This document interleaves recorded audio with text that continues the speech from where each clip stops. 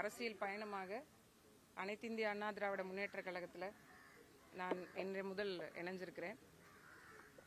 ஒரு எளிய மக்களுக்கான ஒரு அரசியல் வாய்ப்பை உருவாக்கக்கூடிய ஒரு அமைப்பிலிருந்து அந்த மக்களுக்கான உரிமை குறித்தும் உரக்க குரல் கொடுப்பதற்கான களத்தில் மீண்டும் இருக்கிறேன். இந்த தேர்தலிலிருந்து தொடங்கி மீண்டும் என்னுடைய அரசியல் பயணம் தொடரும்.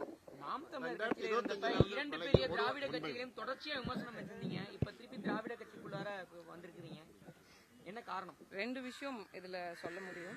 நான் அதிமுகவை தேர்வு செய்ததற்கான ஒரு காரணம், இந்த கட்சியினுடைய தலைமையை ஏற்றிருக்கக்கூடியவர் ஒரு அடிப்படை குடும்பத்திலிருந்து, ஒரு சாமானிய குடும்பத்திலிருந்து வந்து ஒரு தலைமையை எட்ட முடியும் அப்படிங்கிற ஒரு சூழலுடைய ஜனநாயக சூழல் இருப்பதனாலையும், ஒரு தமிழனுடைய தலைமையின் கீழ் இயங்குவதற்கான ஒரு மன உறுதியோடு நான் இருந்ததுனாலையும் அதிமுகவை தேர்வு பண்ணியிருக்கேன்.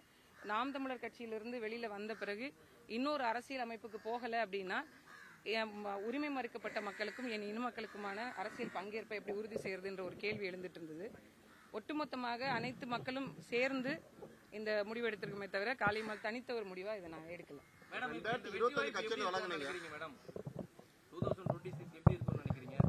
இன்னைக்கு இருக்கக்கூடிய அரசியல் சூழல்ல மக்கள் நிறைய பாதிப்புகளுக்கு உள்ளாயிட்டு இருக்காங்க. தொடர்ந்து ஒவ்வொரு நாளும் பிரச்சனைகளை சந்தித்து கொண்டே இருக்கிறாங்க. விலைவாசி ஏற்றத்திலிருந்து தொடங்கி சட்டம் ஒழுங்கா இருக்கட்டும், பெண்களுக்கான பாதுகாப்பா இருக்கட்டும், நிறைய விஷயங்கள் இன்னைக்கு பிரச்சனைகள் இருந்து கொண்டே இருக்கு.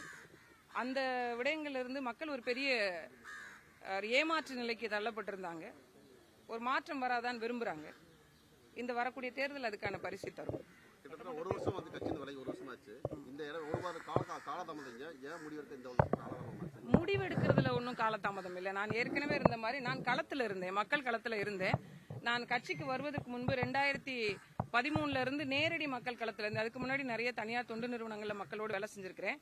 அப்ப நான் கடலோர மக்களோட வேலை செய்யல. 2013க்கு பிறகுதான் நான் கடலோர மக்களோட பணி செய்ய தொடங்கினேன். களத்துல ஒவ்வொரு நாளும் இருந்துகிட்டே தான் இருந்திருக்கேன். நான் அரசியல் கட்சியிலிருந்து விலகினே தவிர மக்கள் அரசியலிருந்து ஒருபோதும் விலகல. நிறைய நீங்களே பார்த்துருப்பீங்க, போராட்டங்கள், ஆர்ப்பாட்டங்கள், விவசாயிகள் போராட்டம், கடலோர மக்கள் போராட்டம்னு தொடர்ந்து இருந்துகிட்டே தான் இருந்தேன். எனக்கும் கொஞ்சம் ஓய்வு தேவையில்ல. 6 வருஷம் கத்திருக்கிறேன்ல, குழந்தைகளை பார்க்கணும். ஏன்னா என் குழந்தைங்க என்னோட இல்லாமே இருந்தாங்க.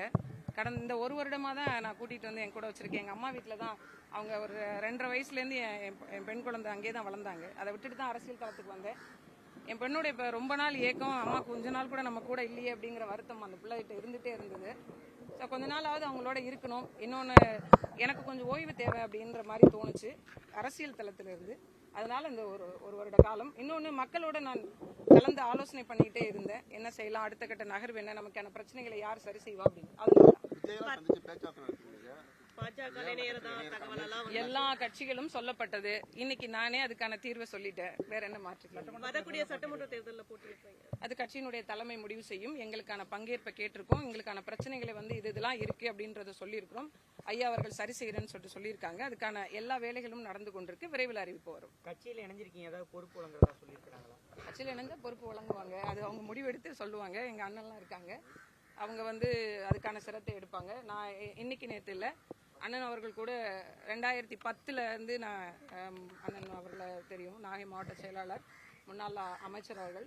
இன்னும் சொல்ல போனால் அண்ணா திராவிட முன்னேற்ற கழகத்தில் 2010 மாவட்ட பொறுப்பில் இருந்தவள் தான் காளியம்மாள். அண்ணன் உண்மையிலே என்னை நான் ஒரு பட்டிமன்றத்தில் பேசினதை பார்த்துட்டு, ஒரு டிவி ஷோஸில் தான் பார்த்துட்டு, உன்னை மாதிரி ஒரு ஆள் வேணும் அப்படின்னு கூப்பிட்டு போனாங்க. அப்போ எனக்கு பெருசாக அரசியல் மீதான ஆர்வமோ இல்லை. அதனால ஒரு ஓராண்டு 2 ஆண்டுக்கு பிறகு நான் கொஞ்சம் அமைதியாயிட்டேன். இன்னொன்று அந்த குழந்தை பேரு நேரம் வேற, அதனால அமைதியாயிட்டேன். அது மாதிரி பூம்புகார் சட்டமன்ற தொகுதியினுடைய முன்னாள் சட்டமன்ற உறுப்பினர், மயிலாடுதுறை மாவட்ட செயலாளர், இவங்களும் அறிவுறுத்தி வாங்கினேன். மரியாதைக்குரிய அண்ணன் விஜயபாஸ்கர் அவர்கள், மரியாதைக்குரிய அண்ணன் வேலுமணி அவர்கள், மரியாதைக்குரிய நிறைய இதுக்கு முன்னாள் அதிமுகவில் முன்னாள் மூத்தவர்கள் எல்லாம் நிறைய முறை நான் அவங்களோட ஆலோசனைகளை கேட்டிருக்கேன். அதனால ஒவ்வொருத்தருடைய அடிப்படையிலும் எல்லாவற்றிற்கும் மேலாக அந்த மக்களுடைய தேவையின் அடிப்படையிலும் சொல்லாடல் அடிப்படையில் இந்த முடிவை நான் எடுத்திருக்கேன். பெண்களுக்கு பாதுகாப்பான கட்சி திமுக சொல்லப்படுது. தொடர்ந்து பாலியல் குற்றம் நடந்துகிட்டு இருக்கு. சமீபத்தில் கூட அது மாதிரி சம்பவம் நடந்துகிட்டு இருக்கு. இந்த ஆட்சியில் சட்டம் எப்படி இருக்கு? பெண்களுக்கு எதிரான குற்றங்களுக்கு தண்டனைகள் கடுமையாக்கப்படாத வரைக்கும் இது ஒரு சாபக்கேடுதான். ஒவ்வொரு முறையும் இதை அழுத்தி சொல்லிக்கிட்டே தான் இருக்கிறோம். ஒரு வழக்கு, ஒரு குற்றம் சம்பவம் நடக்குது அப்படின்னா அதை தீர விசாரிச்சு உடனடியாக சில எண்ணெய் நாடுகளில் நீங்கள் பார்க்கும்போது பார்த்துருப்பீங்க, அந்த இடத்துலயே நாங்க மரண தண்டனை கூட நாங்க சொல்லல. ஆனா தண்டனைகள் கடுமையாக்கப்படணும். மீண்டும் அந்த தவறை செய்வதற்கு அவங்களுக்கு ஒரு பயம் வரணும். ஏற்கனவே இருக்கக்கூடிய சட்டங்களை நிகழ்த்தி கொண்டே இருக்கும்போது ஏன் இந்த மறுபடியும் இந்த துணிச்சல் வருது அப்படிங்கிற கேள்வி இருக்கு இல்லையா?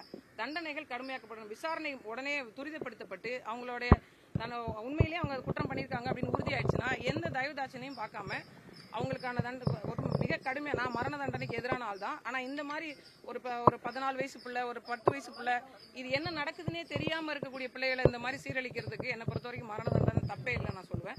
அந்த மாதிரி தண்டனைகள் கடுமையாக்கப்பட்டா பெண்களுக்கு எதிரான குற்றங்கள் குறையும் அப்படின்னு நினைக்கிறேன். நிச்சயமா கடுமையாக்கப்படணும், இன்னும் கடுமையாக்கப்படணும். பட்டா மட்டும்தான் வரக்கூடிய காலகட்டத்தில் நீங்க பாருங்க. 4.5 ஆண்டு கால திமுகவுடைய செயல்பாடு நான் சொல்றதை விட தேர்தலில் மக்கள் சொல்லுவாங்க.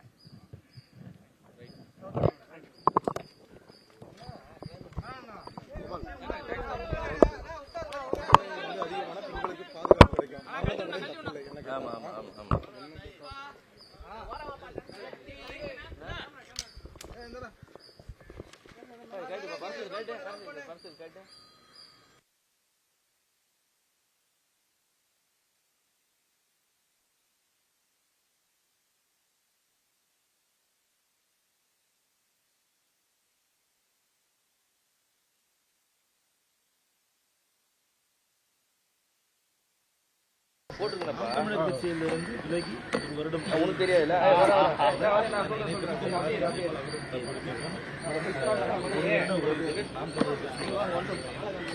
அதிமுக